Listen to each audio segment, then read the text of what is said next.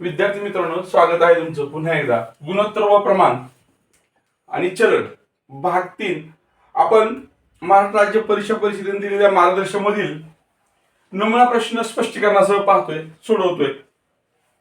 आपल्याला पहिलं उदाहरण आहे, एका वर्गातील मुली व मुले यांच्या पहिल्यांदा मुली आहे बघा, यांच्या संख्येचे प्रमाण 5:6 आहे. जर त्या वर्गातील मुलांची संख्या, आता इथं पहिल्यांदा मुली दिले आणि नंतर मात्र देताना काय केले, मुलांची संख्या 30 असेल तर मुलींची संख्या किती असं विचारलंय. म्हणजे मुलांची संख्या व मुलींची संख्या हे गुणोत्तर 2 वेळा दिलेलं आहे.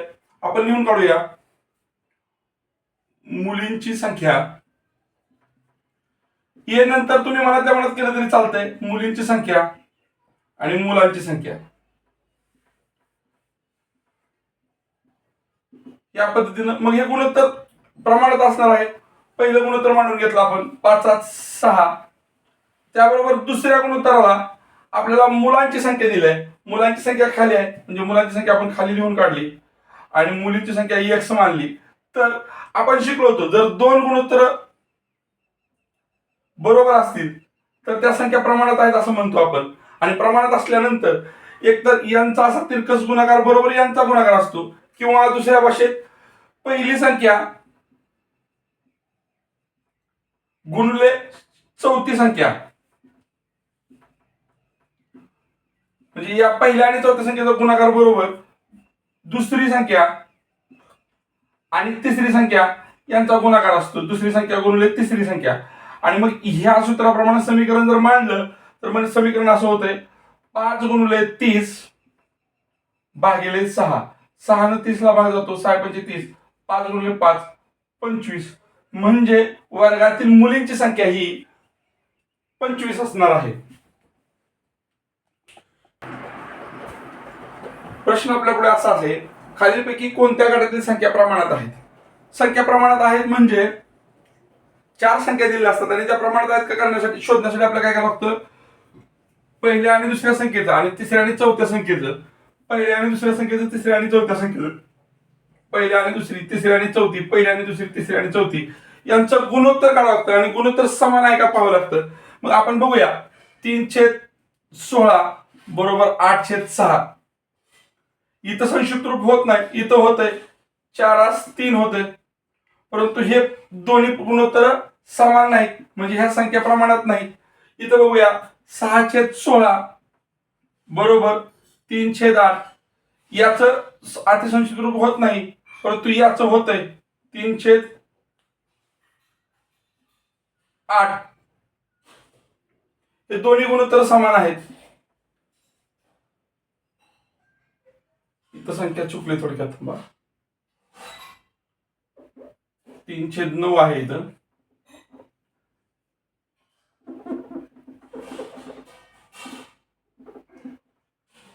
आणि मग याचं संक्षिप्त रूप 3/8 होते. 3/8 आणि 3/9 हे गुणोत्तर समान होत नाही. त्याच्यानंतर 3/6 आणि 8/16 या दोन संख्याचं गुणोत्तर बघणार आपण. 1/2 1/2 दोन्ही संख्याचं गुणोत्तर समान आलं, हा पर्याय असू शकतो. तरी पण आपण चौथ्याचं बघूया. 8/3 आणि 6/16 याचं संक्षिप्त रूप होत नाही, परंतु याचं होतंय 3/8 आणि 8/3. म्हणजे हे या संख्या ही प्रमाणात नाही. प्रमाणात असणाऱ्या संख्या किंवा गुणोत्तर समान असणाऱ्या संख्या 1 2 गुणोत्तर असणारी संख्या पर्याय क्रमांक 3 आहे. म्हणून या प्रश्नाचं उत्तर पर्याय क्रमांक 3 बरोबर आहे. मित्रांनो बघा, 3/2 बरोबर 1/8 हे गुणोत्तर बरोबर हे गुणोत्तर, म्हणजेच या संख्या कशा आहेत, प्रमाणात आहेत. असेल तर x ची किंमत काढा. जेव्हा संख्या प्रमाणात असतात मग आपण मांडून घेऊ शकतो, 3/2 बरोबर x/8. आणि ज्यावेळेस संख्या प्रमाणात असतात, दोन गुणोत्तर समान असतात, त्यावेळेस यांचा गुणाकार बरोबर यांचा गुणाकार असतो. म्हणजेच 3 गुणिले 8 बरोबर 2 गुणिले x. किंवा हे असं न लिहिता आपण अनुभवानं सरावानं असं लिहू शकतो, 3 गुणिले 8 भागिले हे 2 बरोबर x.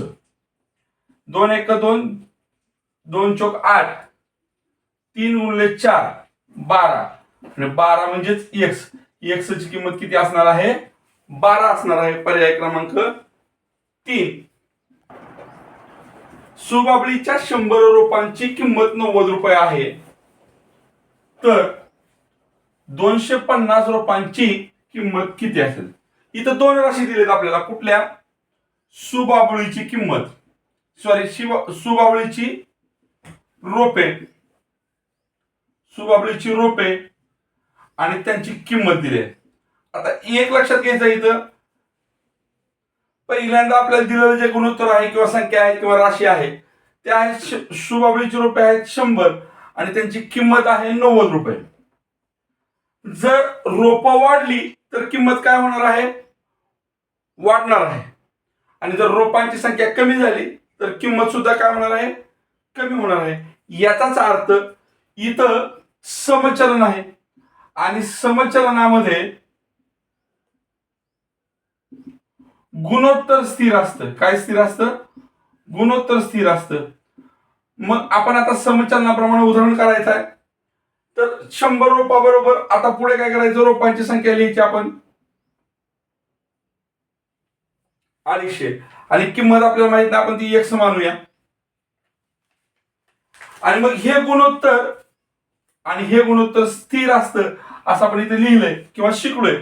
म्हणजेच यांचा गुणाकार आणि यांचा गुणाकार बरोबर असतो.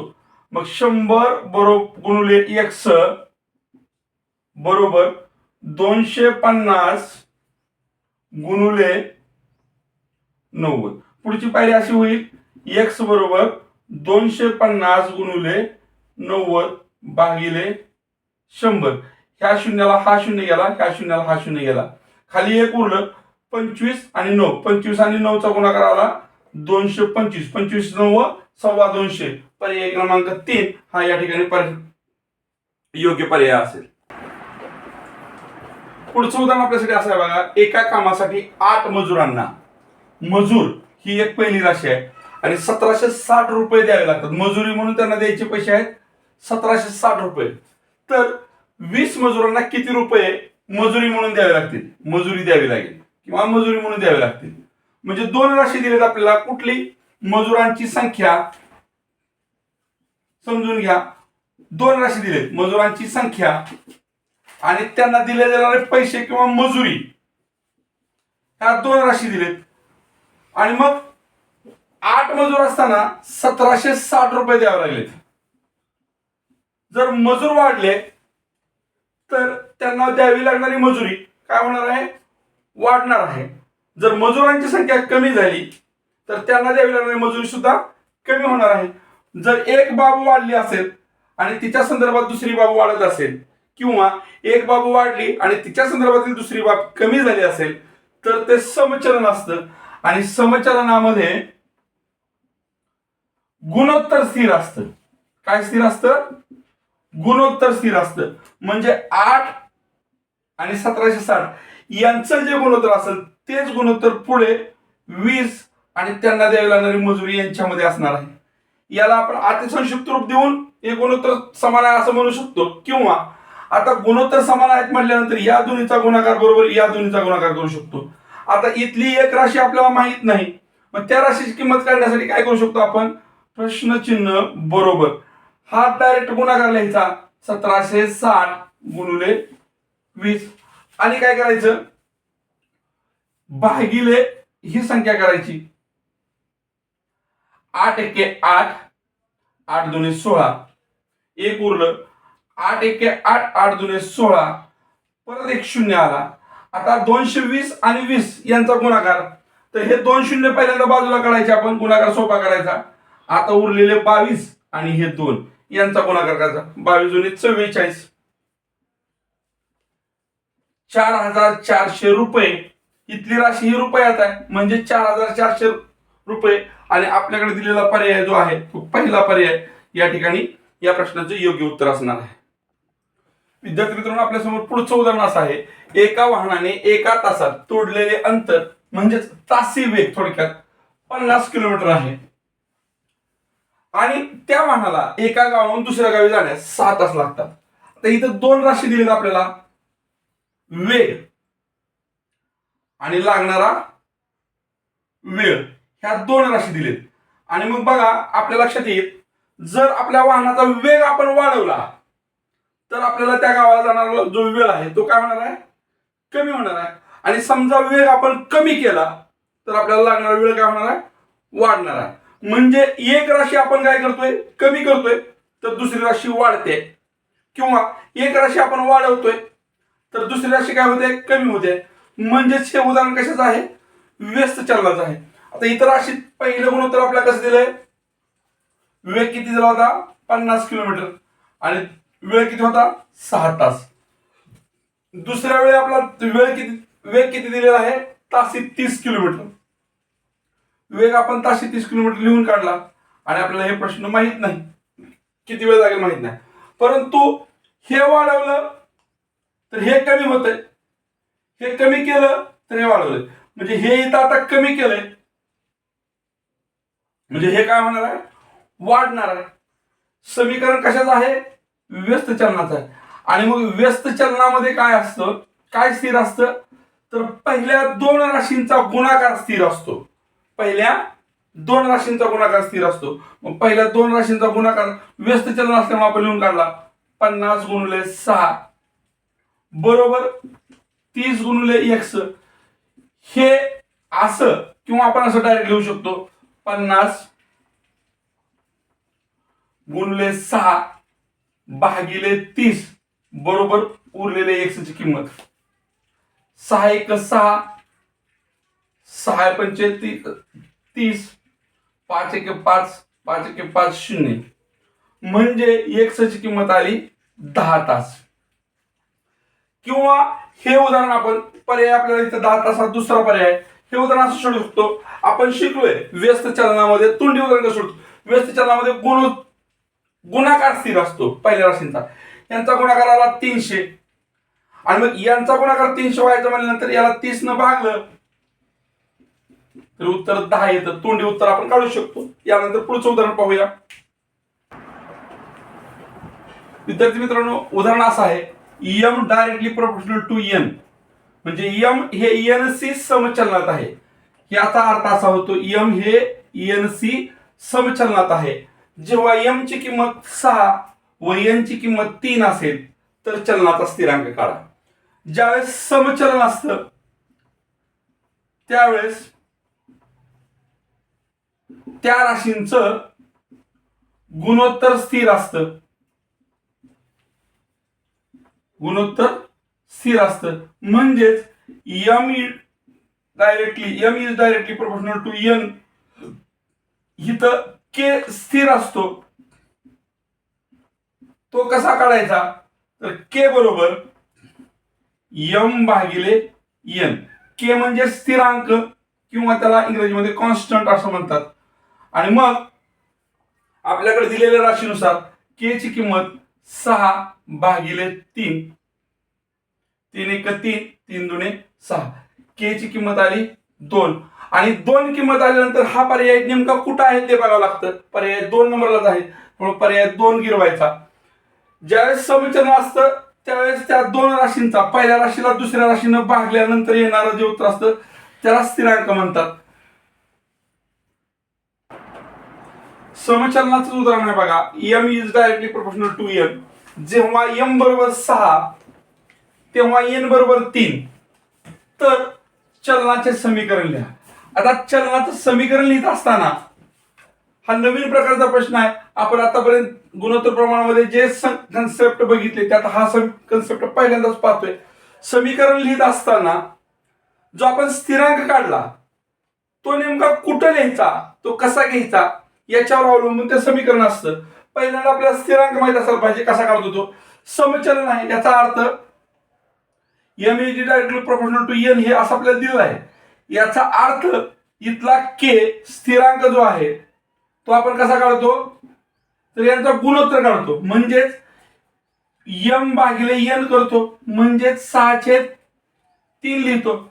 आणि ह्याचा बरोबर काय आपण ह्याला म्हणतो, k म्हणतो. 6 गुणिले 3, 6 भागिले 3 1 2, म्हणजे m/n बरोबर k आणि बरोबर 2. आता हे समीकरणात लिहायचं आपल्याला. थोड्या वेळासाठी आपण के बाजूला काढूया. आता एम एन हे समीकरणात लिहिता हे के स्थिरांक म्हणून घेतलेला आणि या स्थिरांकाची किंमत 2 आहे. हे थोड्या वेळा बाजूला काढूया. आणि मग आता समीकरण तयार करताना इकडे लक्ष द्या. आता समीकरण तयार करताना एम आणि एन मध्ये कोणती क्रिया आहे? भागिले क्रिया आहे. आणि समीकरण लिहिताना दोन बाजू तयार झाल्या पाहिजे. आणि दोन बाजू तयार करायच्या म्हटल्यानंतर हे एन बरोबरच्या इकडल्या बाजूला जाणार आहे. आणि मग एन इकडल्या बाजूला जायचं म्हटल्यानंतर या क्रियेच्या उलट क्रिया तिकडे होते. म्हणजेच एम बरोबर 2n किंवा एम बरोबर n गुणिले 2. परंतु गणिताच्या भाषेत लिहिताना हे बहुगुणक आधी लिहितात 2 गुणिले n. आणि मग अशा प्रकारचे m बरोबर 2 गुणिले n अशा प्रकारचा पर्याय आपल्याला पर्याय क्रमांक 1 मध्ये दिसतो. गणित सुरुवातीला आपण काळजीपूर्वक वाचूया. बघा उदाहरण काय आहे? कवायतीसाठी मुले रांगामध्ये उभा केली आहेत. प्रत्येक रांगेतील मुलांची संख्या व रांगांची संख्या यामध्ये व्यस्त प्रमाण आहे. आता इथे व्यस्त प्रमाण आहे का समप्रमाण आहे हे ओळखायला आधी तुम्हाला संदेश दिलेला आहे, त्यांनी सांगून ठेवलेला आहे. आणि मग प्रत्येक रांगेमध्ये 14 मुलं उभा केली तर 6 रांगा तयार होतात. ज्यावेळेस 14 मुलं उभा केली त्यावेळेस 6 रांगा तयार होतात. आणि मग जर समजा एका रांगेत 12 मुलं उभा केली तर अशा किती रांगा तयार होतील असा प्रश्न विचारला. म्हणजे इथं दोन राशी आहेत आपल्याकडे. काय आहे? मुलांची संख्या. पहिली राशी काय आहे? मुलांची संख्या. आणि दुसरी रास काय आहे? रांगांची संख्या. मुलांची संख्या आणि रांगांची संख्या. इथं पहिल्यांदा ज्यावेळेस आपल्याला सांगितलं की 14 मुलं आहेत ती आणि रांगा किती येत्या? 6 येत्या. आणि आपल्याला सांगितलंय बघा व्यस्त प्रमाण आहे. आणि मग व्यस्त प्रमाणात काय असतं? स्थिर काय असतं? तर या दोन राशींचा गुणाकार स्थिर असतो. मग पुढे आपल्याला काय सांगितलं? एका रांगेत मुलं किती उभा केली ती? 14च्या ऐवजी 12 उभा केली ती. तर रांगा किती होतील म्हणून विचारले. म्हणजे या दोन्हीचा गुणाकार जेवढा असेल तेवढाच यांचा गुणाकार असणार आहे. म्हणजे 14 गुणिले 6 भागिले 12 गुणिले x. म्हणजे हे x बाजूला काढलं तरी x ची किंमत आपल्याला मिळेल 6 1 6 6 2 12 2 आलं. बेक बे बे 7 14. म्हणजे x ची किंमत आली 7. म्हणजेच रांगा किती होणार आहेत? 7 होणार आहेत. सर्वप्रथम आपल्याला ही उदाहरण सोडवताना दोन कोणत्या राशी दिलेत हे शोधावं लागेल. त्याच्यानंतर आपल्याला शोधावं काय लागेल? तर व्यस्त प्रमाण आहे का समप्रमाण आहे? जर व्यस्त प्रमाण असेल तर पहिल्या दोन राशींचा गुणाकार बरोबर नंतरच्या दोन राशीचा गुणाकार. ज्यावेळेस समचलन असतं त्यावेळेस पहिल्या राशीचा आणि चौथ्या राशीचा गुणाकार आणि दुसऱ्या आणि तिसऱ्या राशीचा गुणाकार समान असतो. याच्यावर आपण ही उदाहरणं सोडू शकतो. मित्रांनो, मार्गदर्शिकेमधील नमुना प्रश्नसंच आपला सर्व सोडवायचा झालेला आहे. उद्या मात्र आपण सरावाचे प्रश्न सोडवणार आहोत. तर नक्की भेटूया उद्याच्या व्हिडिओमध्ये. धन्यवाद.